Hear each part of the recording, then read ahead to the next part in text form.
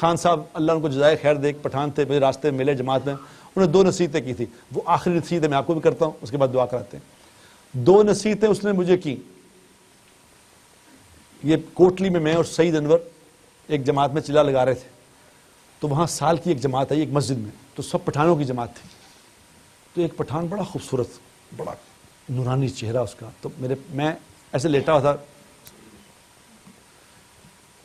Carpet type تھا،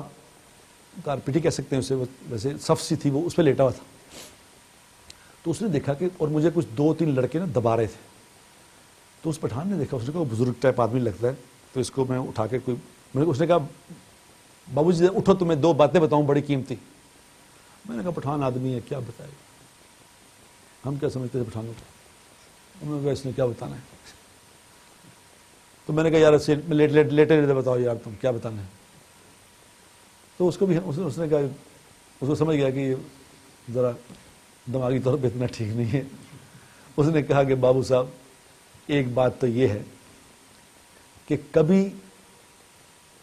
تھوڑے سے مزے کے لیے گناہ نہ کرنا، تھوڑے سے مزے کے لیے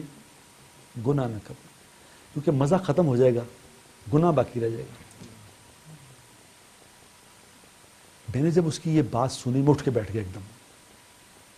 میں نے کہا پھر بتاؤ کیا کہا۔ اس نے کہا میں نے کہا تھوڑے سے مزے کے لیے کبھی گناہ نہ کرنا،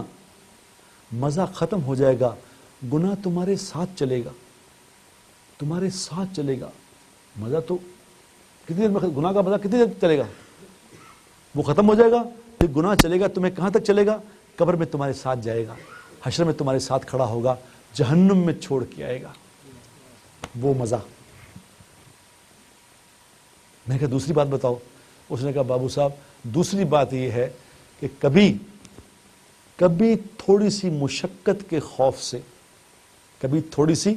مشقت کے خوف سے نیک عمل نہ چھوڑنا، کیونکہ مشقت ختم ہو جائے گی، عمل باقی رہ جائے گا، عمل تمہارے ساتھ چلے گا۔ رات کو کبھی اٹھنے کو دل نہ چاہے، نماز پہ تہجد پڑھنے کو دل نہ چاہے، تو یہ یاد کر لینا یہ مشقت ختم ہو جانی ہے، لیکن یہ عمل ساتھ چلے گا، قبر میں ساتھ کھڑا ہوگا، حشر میں ساتھ کھڑا ہوگا، جنت میں چھوڑ کے آئے گا۔